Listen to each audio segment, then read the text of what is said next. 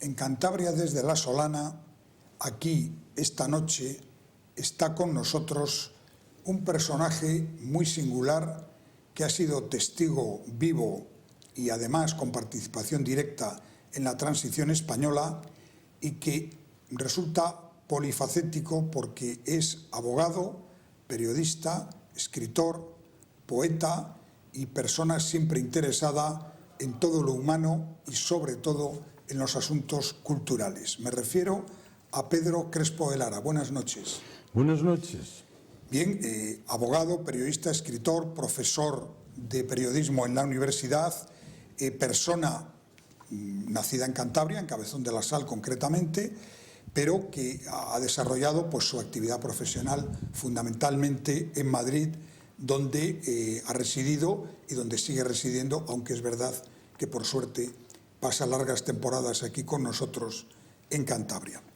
Pedro Crespo de Lara tiene numerosas publicaciones en su currículum, desde la empresa periodística a informaciones referido al periódico que llevaba ese título, La década del cambio, el artículo 2 de la famosa ley de prensa, la prensa en el banquillo y tantos otros, la mayor parte precisamente referidos al mundo de la comunicación y en muchas ocasiones a la relación, sus dos profesiones están ahí, la abogacía y el periodismo, a la relación del periodismo con el derecho, con la legislación, etc. Pedro Crespo de Lara acaba de publicar un libro que está teniendo gran éxito, titulado Triunfó la libertad de prensa, que es una historia, yo me atrevo a decir que en parte un diario, una autobiografía parcial de una etapa de su vida en la que cuenta desde el año 1977 al año 2000 cómo él vivió desde la Asociación de Diarios de Editores Españoles la transición y todo el cambio que experimentaron los medios de comunicación, fundamentalmente los periódicos. Un libro, insisto, de gran interés que además se presenta mañana miércoles en el Ateneo a las 7:30 de la tarde, en lo que será una conferencia protagonizada por él, pero que contará también con otras personas para introducir este asunto de la historia reciente de la prensa española. Bueno, en este libro usted hace un repaso en profundidad de la evolución de la prensa en España. ¿Dónde considera que estuvo la clave de la transición de la prensa, coartada siempre por la censura del franquismo, a la etapa de la prensa ya en libertad? Pues creo que poner en su sitio las figuras principales del periodismo, que son el editor, el director y el periodista. Estas tres figuras estaban descolocadas durante el periodo franquista. En aquel tiempo se trataba de tener la prensa sujeta a los intereses del Estado. ¿Y cómo se hizo esto? En la ley del 38, que fue una ley de circunstancias, una ley de guerra, pues se estableció la censura previa. Al editor pues se le quitaron todos sus poderes y se le dieron al director, que apareció pues como una figura pues todopoderosa en el periódico. Esta situación duró hasta el año 66. En el año 66 se pone en vigor la llamada Ley de Fraga. Fue una ley muy importante. No creo que no se le ha dado pues, todo el realce que se le debe, porque supuso un avance muy importante en el periodismo. Desapareció la censura previa, se le concedió al editor la facultad de nombrar director y se concedió también la libertad de establecer empresas periodísticas. Esto no fue verdad. El país intentó salir antes de la muerte de Franco y no lo consiguió. Pero lo demás fue cierto. Pero la figura del director seguía, pues digamos, muy dimensionada. Era el dueño del periódico. tenía un poder de representación del empresario para toda la gestión del periódico y un poder de veto sobre los contenidos editoriales y publicitarios del periódico. Cuando llega la Constitución del 78 y se establece pues, la garantía de la libertad de prensa, pues lo que se hace por parte de los periódicos establecidos en España entonces, pues es tratar de poner esas figuras en su sitio, conforme pues a la tradición liberal de Occidente. El editor, pues no cabe duda que es el hombre más importante del periódico, es el hombre que pone el dinero, que pone sus ideas, que se juega su prestigio y pone en marcha una vocación de participación en la cosa pública. Y lógicamente busca al director adecuado para llevar esa empresa, ¿verdad?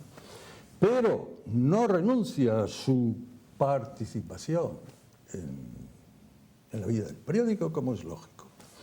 Esto lo podemos ver muy claro en el tema del Watergate, el Washington Post que lo pone en marcha. ¿Qué pasa allí? Pues esos dos grandes periodistas que han pasado la historia son los que levantan el asunto, pero a partir de ese momento que lo lleva a la redacción, el director lo coge, dada la importancia del tema. Y desde ese momento es él el que pilota el desenvolvimiento del asunto. Pero ya no solo él, porque es un asunto tan gordo que implica a la empresa. Y la empresa pues está representada por Katharine Graham, la mítica editora, que al ver la importancia del asunto, pues participa directamente en él. Y a partir de ese momento es Katharine Graham, junto con el director del periódico, los que llevan el timón del asunto hasta el final, como es lógico. En definitiva, el periódico es un equipo. El periodista es el protagonista de la actividad. Pero el periodista solo no puede hacer periodismo. Es como el jugador de fútbol. Un jugador de fútbol, por fantástico que sea, no hace fútbol, tiene que pertenecer a un equipo. Pues de igual suerte el periodista. Tiene que insertarse en un equipo. Y ese equipo pues lo dirige un director, que es un profesional en el arte de conducir a ese grupo de periodistas pues hacia la función de cada día, que es tomarle el pulso a la cosa. Pues esto fue el factor importante que había que poner, que debía de poner en marcha pues la libertad de prensa proclamada por la Constitución. Y eso pues es uno de los temas más importantes.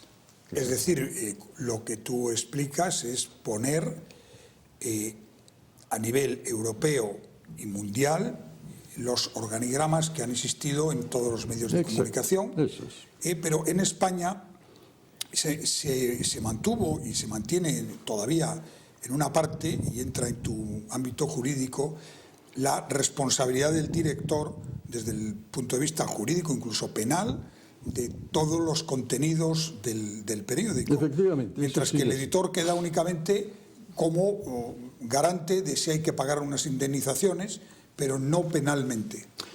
Efectivamente, eso es así. El director sigue siendo el responsable y es el que se sienta en el banquillo, si llaman al periódico, ¿verdad? Eso es así.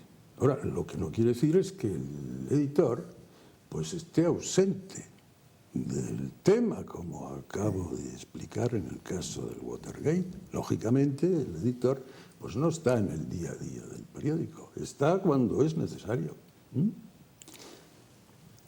Hay otra cuestión que precisamente ahora, a raíz de la muerte de Adolfo Suárez, que se ha vuelto a poner sobre la actualidad lo que fue el proceso de la transición de la dictadura a la democracia en España, yo creo que ha quedado un poco, esta es una opinión personal que me gustaría que tú expusieras la tuya, el papel que jugaron los periodistas en aquellos años de la transición. ¿Realmente fue tan importante como se ha dicho? ¿Tan poco importante como parece ahora?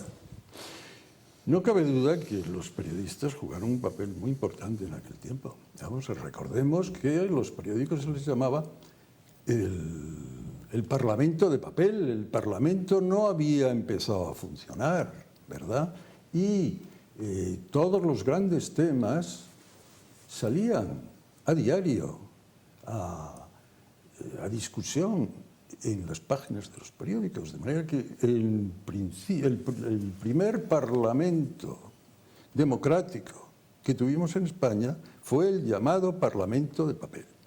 Aquel momento fue muy importante y los periódicos fueron siempre por delante, marcando caminos, ¿verdad? Y alumbrando peligros y señalándolos. De manera que yo no resto un ápice a la importancia que se le ha dado al periodismo en los principios de la transición, ¿verdad? Sin quitarle tampoco un ápice pues, al talento de las personas que lo pusieron en marcha, ¿verdad? Al rey y Adolfo Suárez, que fue pues, el hombre provincial, el hombre que se necesitaba en aquel momento.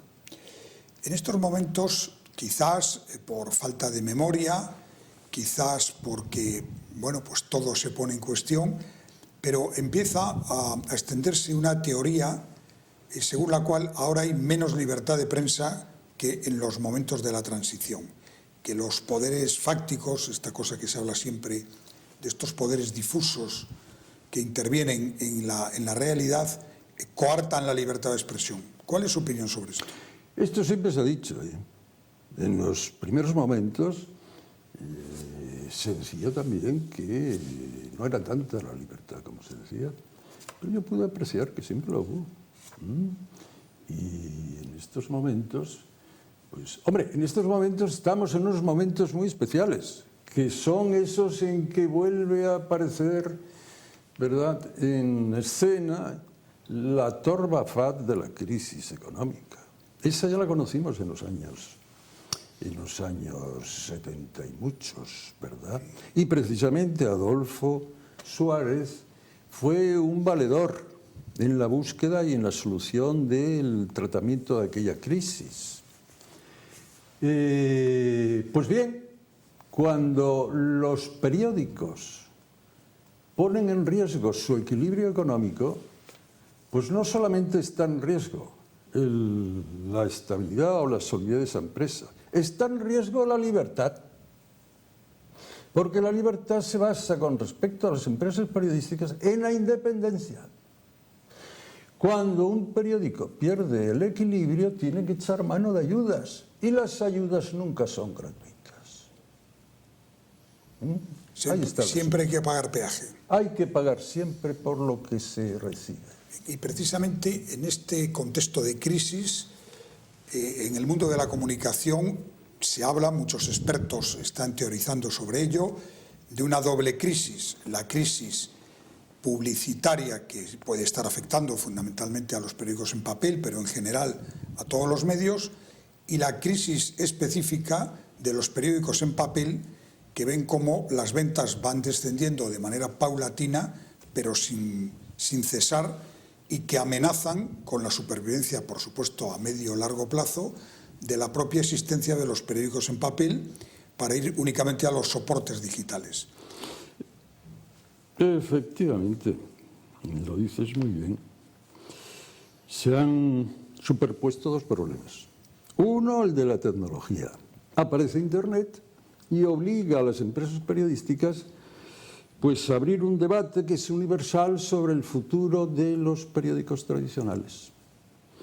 Tratan entonces las empresas de buscar fórmulas que sirvan para compensar lectores que ganen online con los que pierden en el periódico de papel. Esta es una tarea dificilísima. Y he aquí que sobre este problema viene el de la crisis, una crisis brutal como la que estamos padeciendo. Entonces, en este momento las empresas periodísticas se debaten entre estas dos fuerzas. Pero el futuro... El futuro, nadie lo sabe cuál va a ser el futuro de esto. O lo que sí está claro es que un futuro sin periódicos es inconcebible. Los periódicos son los que suministran al ciudadano ese pan de cada día de la democracia, ese pan espiritual. Sin ese pan no se puede vivir en una sociedad. ¿Y ese pan que lo suministra? Pues el profesional de la cosa, el periodista. De manera que el periodista en el futuro será, no sé cómo, pero será un hombre encargado de decirle a la sociedad por dónde van las cosas. Y esta tesis, que también está bastante extendida, de que el periodismo ciudadano, es decir, una red de miles de personas comunicando cosas, cada uno por su cuenta... Eso no es periodismo. ¿No va a sustituir al periodismo? No, absolutamente no. Eso no es periodismo, eso es capacidad de poner en la red pues un pensamiento que brota espontáneamente en el ciudadano. Pero eso no es periodismo. Como no es hacer política, es expresar un pensamiento más o menos fundado. ¿Verdad? Eso, pues, no sé, dará lugar a 1000 cosas que en el aspecto sociológico habrá que estudiar muy bien, ¿verdad? Yo no soy sociólogo y no sabría repentizar sobre esto. Pero lo que sí tengo claro es que eso no es periodismo, ¿verdad? Si yo me conecto con un grupo de gente que tengo conectada por Internet y digo lo que se me ocurre hoy, eso no es periodismo. El periodismo es estudiar la realidad conforme a una capacidad acreditada para ello y dentro de un equipo de expertos en la cosa, hacer la cosa con rigor y contrastarlo. Y después de eso y meditado, sale online o sale en papel, pero después de meditado por personas que tienen la profesión de eso, ¿verdad? Y que se han ganado eso, sin lo que el periodismo no existe, que es credibilidad. ¿Qué credibilidad puede tener una opinión de un anónimo que sale por ahí diciendo qué sé yo? Eso no es periodismo. Precisamente estamos hablando de la profesión del periodista. Usted ha sido y es profesor en la Facultad de Ciencias de la Información y por tanto conoce muy de cerca cómo se está formando a las nuevas generaciones de comunicadores que están saliendo en España. La educación que reciben, la formación específica, ¿es buena, es regular, es mala, está bien orientada? Yo dejé de ser profesor hace 15 años, de manera que estoy desconectado de la marcha de las enseñanzas en la universidad. Pero siempre tuve muy claro lo que debería ser la enseñanza del periodismo. Y he visto que en la práctica, pues es lo que se está llevando, es a través de los másters de los periódicos, de esas escuelas que los periódicos están formando. ¿Qué significa eso? Pues que el periodismo es una profesión a la que está llamado pues el que tiene talento, el que tiene vocación para ello. Y esa persona pues debe tener la cabeza muy bien preparada. ¿Dónde? En cualquier especialidad, pienso yo, de alta categoría académica. Un licenciado en teología, un licenciado en física, pues muy bien. Tiene la cabeza estupendamente ya preparada para acudir a unos de esos cursos bien montados que tienen hoy los periódicos para que en 1 o 2 años le den todos los conocimientos necesarios para la marcha del periódico, ¿verdad? Para funcionar como periodista. Pero lo que no se puede repentizar es eso que antes un grado universitario le ha dado, porque esos grados universitarios pues tienen ya siglos, ¿verdad?, de apresto académico. Entonces yo creo que lo mejor es eso, una formación universitaria y luego pasar sí, pues por esas escuelas donde le dan a uno los conocimientos del oficio necesarios y esos conocimientos están impartidos por verdaderos periodistas, por profesionales curtidos en la profesión. De manera que yo creo que ese es el camino. Yo creo que se hubiera acertado al llevar los estudios del periodismo desde la vieja escuela de periodismo a la universidad, habiendo hecho un grado de posgrado en vez de licenciatura, ¿verdad? Es decir, vengan aquí todos los que tengan vocación por el periodismo, vengan de donde vinieran, pero con una licenciatura. Aquí les daremos lo que necesitan. Eso sería bueno, porque evitaría además el amaneramiento en la formación. Perfecto. Pedro Crespo de Lara acaba de publicar Triunfó la libertad de prensa, un libro que recorre, pues como hemos comentado antes, prácticamente 2 décadas de la historia de España, entre 1977 y el año 2000, un libro que se presentará mañana en el Ateneo a las 7:30 de la tarde, acto al que están todos ustedes invitados. Buenas noches y muchas gracias, Pedro Crespo de Lara. Muchas gracias.